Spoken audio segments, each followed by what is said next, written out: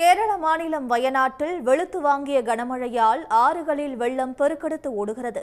இதனால் பிரதான சாலைகளை தண்ணீர் சூழ்ந்திருப்பதால் பல இடங்களில் போக்குவரத்து துண்டிக்கப்பட்டுள்ளன. சுல்தான் பத்தேரி அருகே கோழிக்கோடு பெங்களூரு தேசிய நெடுஞ்சாலையிலிருந்து செய்தியாளர் குணசேகரன் தரும் தகவல்களை பார்க்கலாம்.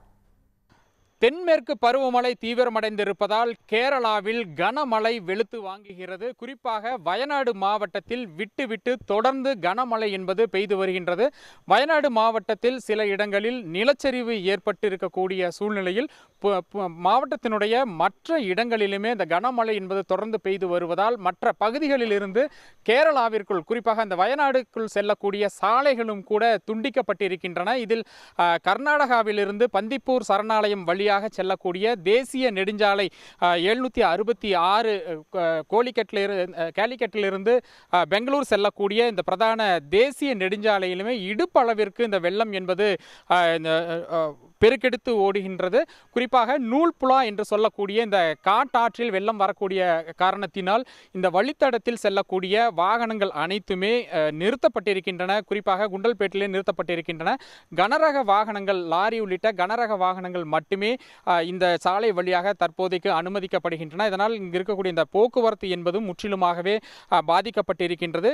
விட்டு தொடர்ச்சியாக இந்த மழை என்பது பெய்து வரக்கூடிய இந்த சூழ்நிலையில் ஏற்கனவே நிலச்சரிவால் இங்கே மக்கள் பாதிக்கப்பட்டிருக்கிறார்கள். அங்கு மீட்பு பணிக்காக செல்லக்கூடிய வாகனங்களும் கூட ஒரு செல்ல முடியாத ஒரு சூழ்நிலையில் தான் தொடர்ச்சியாக இந்த ஒரு பிரச்சனை என்பதும் ஏற்பட்டிருக்கின்றது. இதை போலத்தான் மற்ற பகுதிகளிலும் இருந்துமே வயநாட்டிற்கு செல்லக்கூடிய சாலைகளுமே ஆங்காங்கே இந்த கனமழை மற்றும் வெள்ளப்பெருக்கினால் கடுமையாக பாதிக்கப்பட்டு அந்த சாலை போக்குவரத்துமே முற்றிலுமாக முடங்கி இருக்கின்றது. இங்கு இருக்கக்கூடிய வனத்துறை அதிகாரிகள் மற்றும் அதே போன்று காவல்துறையினரும் கூட அந்த பாதுகாப்பு பணியில் ஈடுபட்டு இருக்காங்க. நம்ம அதிகாரிகள் இருக்காங்க, அவங்ககிட்ட பேசலாம். இப்போ எவ்வளவு நேரமா இந்த ரோடு பிளாக் பண்ணியிருக்கோம், எவ்வளவு தண்ணி இங்கே வந்துகிட்டு இருக்கு, மழை எந்த அளவுக்கு பெஞ்சிட்டு இருக்கு? இது நைட்டு ராத்திரி அப்படியே பெய்துட்டே இருக்கு.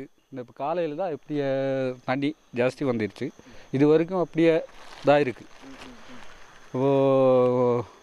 காலையில் சின்ன வண்டியக்கா அப்படியே கொஞ்சம் போயிருந்தாங்க. இப்போ நம்ம எல்லாம் க்ளோஸ் பண்ணியிருக்கு. இப்போ மழை எந்த அளவுக்கு இருக்குது? விட்டு வந்துகிட்டே இருக்கா? மழை எந்த அளவுக்கு பெஞ்சிட்டு இருக்கு? அது ஜாஸ்தி தான் மழை. இப்போ இந்த ரோடு பிளாக் ஆயிருக்கு. இப்போ வண்டி எப்படி போகிறது? அந்த பக்கம் கர்நாடகா கேரளாவை போகிறதுனாக்க வேறு வழி இருக்கா? எப்படி போகணும்? எவ்வளோ தூரம் சுற்றிட்டு போகணும்? மக்களோட பாதிப்பு இந்த அளவுக்கு இருக்குது? கூடலூர் வழி இப்போ இந்த கேரளாவுக்கு வர்றது பாட்ட வழி இருக்குது. ஆனாலும் இந்த தண்ணி அங்கே க்ளோஸ் ஆகிருக்கும். இப்போ எது நம்மள மானந்தவாடி வழி அப்படியே போகலாம்.